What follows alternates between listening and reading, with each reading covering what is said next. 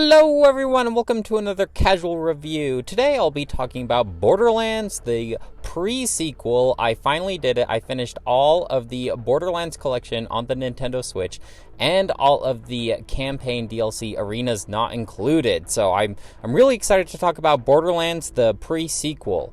Out of these three games in the collection, I was most excited to play through this one because this is the only Borderlands game. Well, that's not true. I haven't played 3 yet, but out of this collection, this is the only one that I haven't played through. I actually own Borderlands, the pre-sequel, on the PlayStation 3. I bought this game after I owned the PlayStation 4. I bought this pre-sequel game off of GameStop used for I think it was $2. It was just this impulse buy, yeah, I'll totally hook up the PlayStation 3 and play through the pre-sequel, and I just never did. So I own the disc, but I've never popped it in the system before. I don't think I ever will now, but I guess it's just kind of fun having this game in multiple formats. I was very excited to play through this one because completely new experience to me. The sequel part is kind of being a little bit generous. The story is basically being narrated by one of the playable characters that you can choose from. It's kind of weird though, because it's if I didn't choose to play as that character, she isn't even really in my party, playing along through the story, but she's narrating what's happening, so it's kind of weird in that way. I actually decided to play as the character known as Wilhelm. I thought it was kind of funny because in Borderlands 2, I ended up killing that guy as a boss, and so I thought it'd be fun to play as Wilhelm, one of the bosses that you actually play through. I think there's another boss in Borderlands 2 that you can play as. She's like a cowgirl. She's like the deputy that you fight. And then you can play as this new character. She's the one that's narrating the story. That's the sequel part, I guess. And she has a shield, as far as I understand. And then you can play as the Claptrap unit.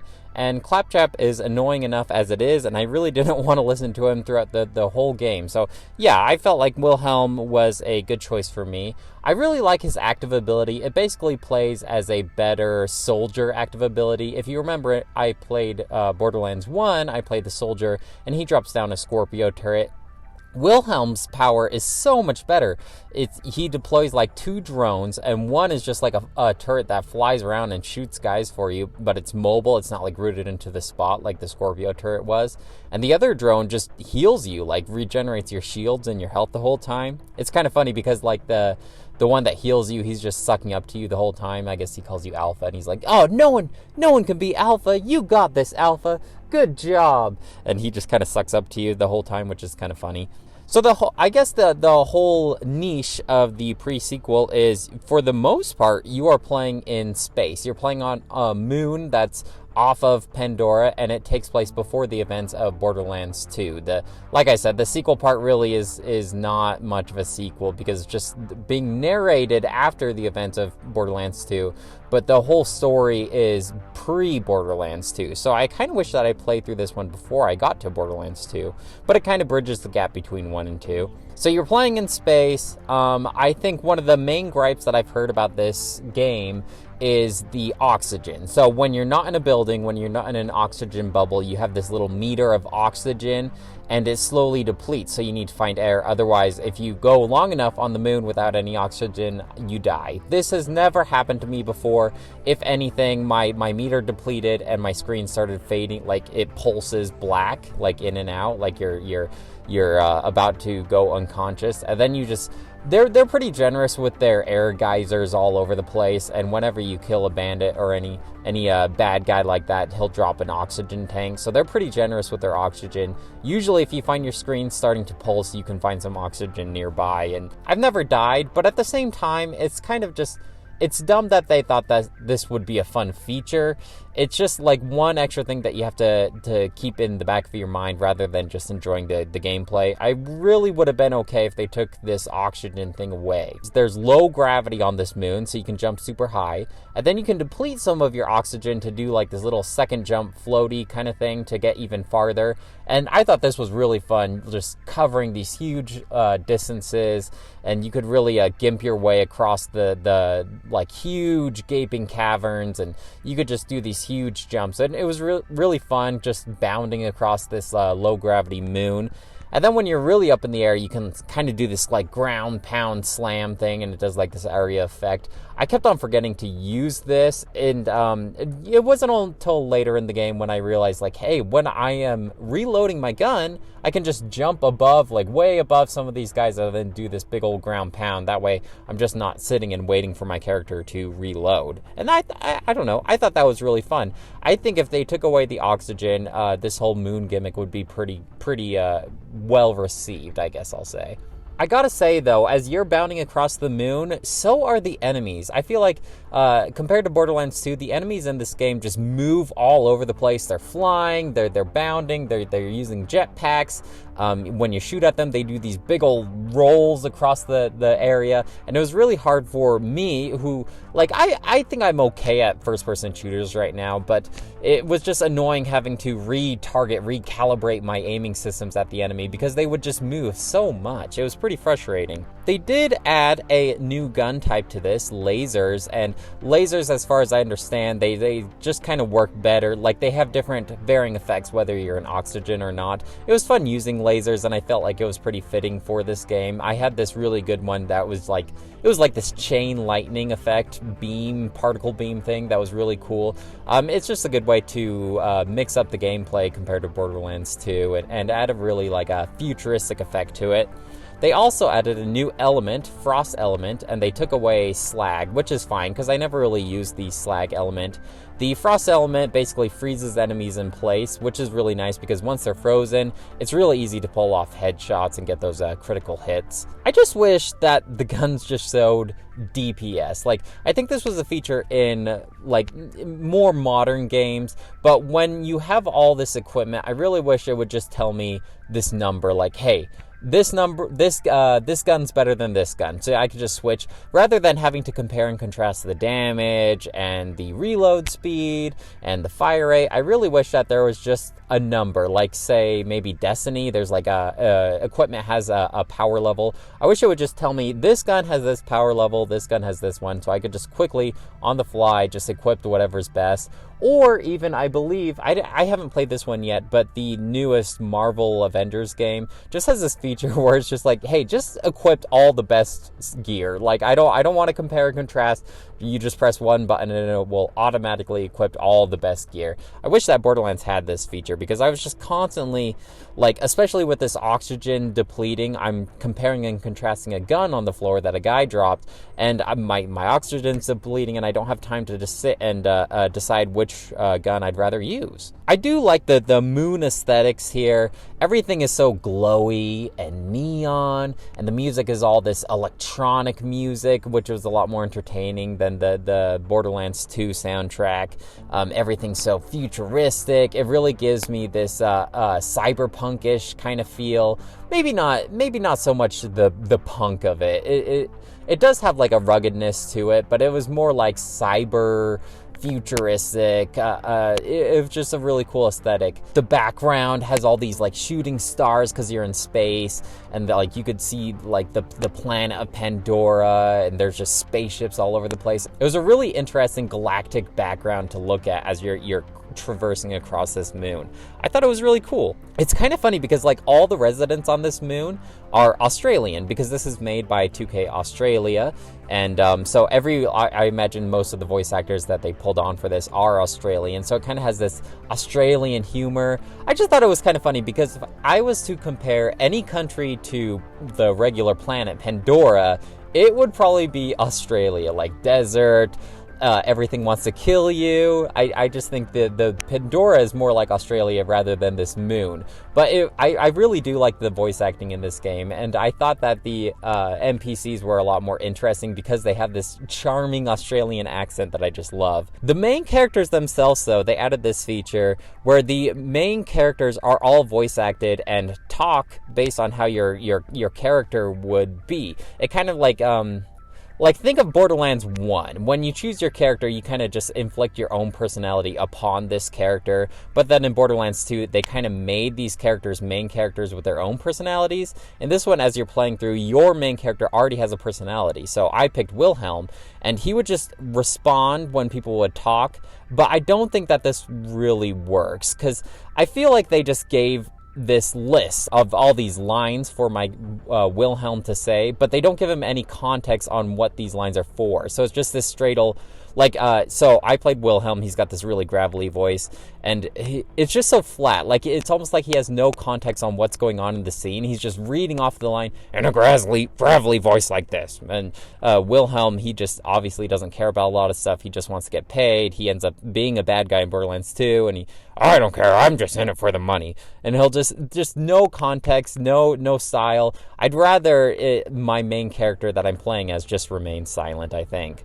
Maybe I would feel different if I was playing as the character that was actually narrating the pre-sequel. In this one, you're kind of just playing as Handsome Jack's main lackeys. Jack is the main antagonist in Borderlands 2, so you're kind of like a mercenary fighting for him in this game. He'll just tell you what to do.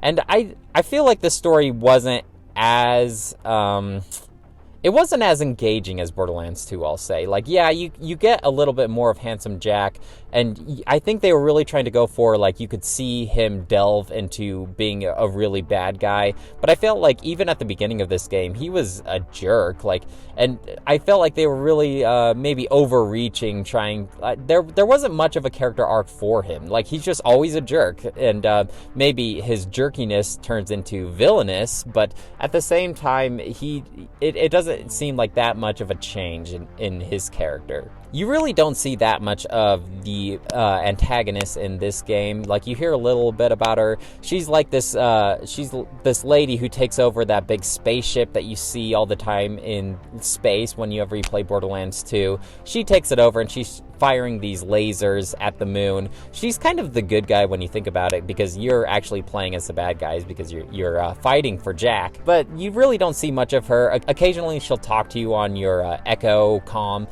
but she's really not that entertaining of a character. I feel like they could have really fleshed out her more. I was wondering when I was playing through Borderlands 2 where the aliens were. In Borderlands 1, they were kind of like the main force driving the whole vaults. Like, they're the ones who created the vaults, I believe.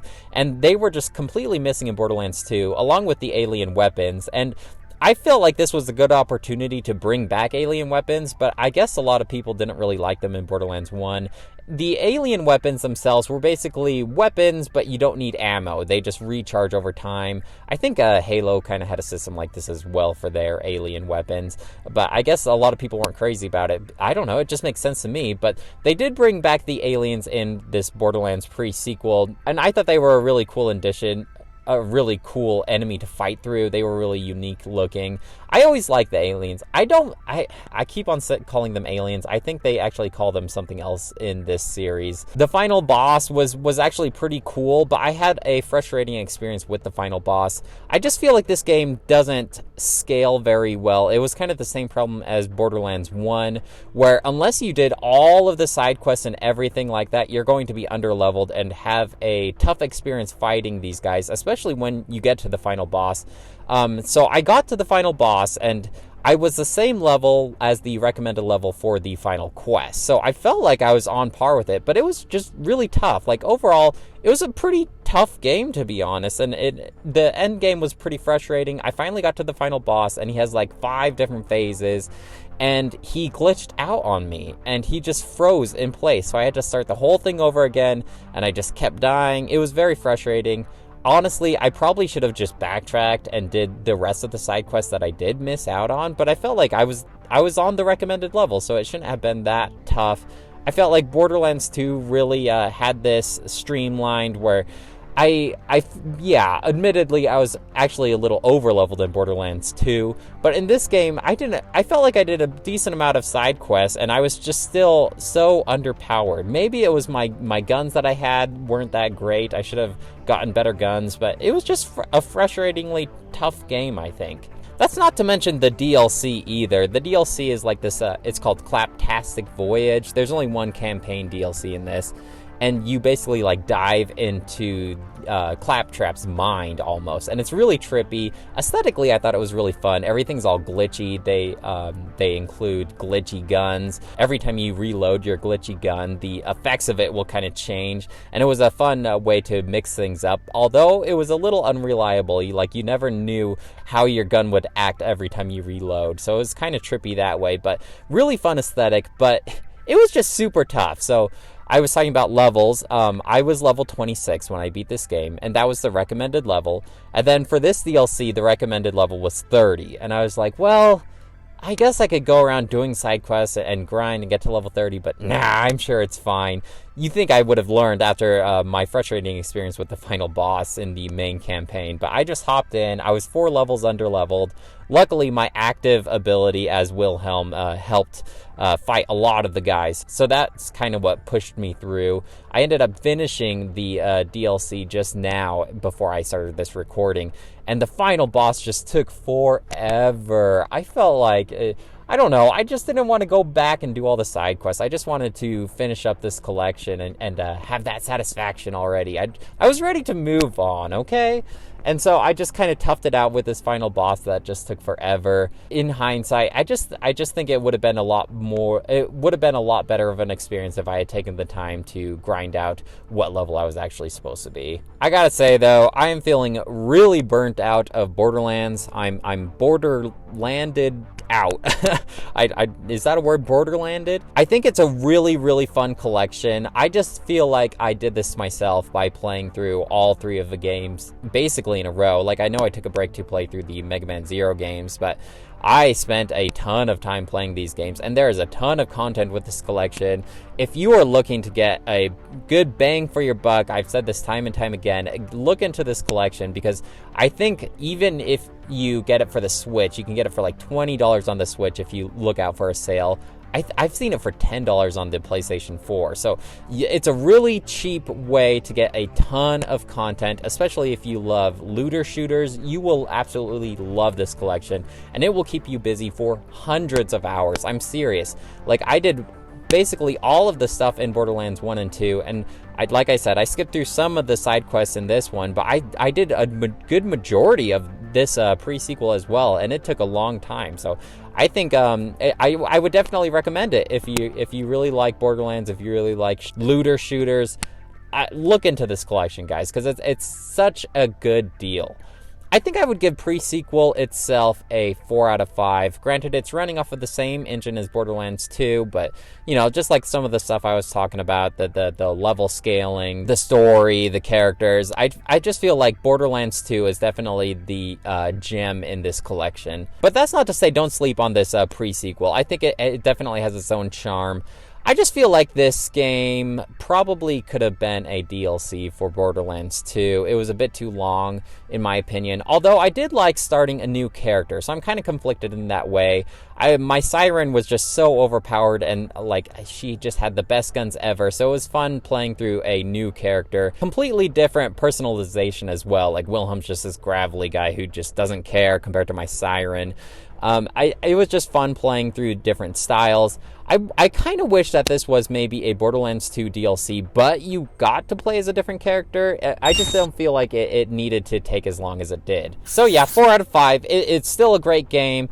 Just maybe not play through all these games in a row. Well, guys, that's it for this casual review. That's it for this collection. I am so happy with myself for being done with it. I'm proud of myself. Is that weird? I feel weird for being proud of playing video games, but it's just kind of fun saying that I've beaten all of these games and all of their DLC. I feel proud of myself. Like, go me. I played video games. Let me know if you have any questions or comments about Borderlands, the collection, or the pre-sequel. I would be happy to talk to you guys. Otherwise, I'll talk to you later. Bye!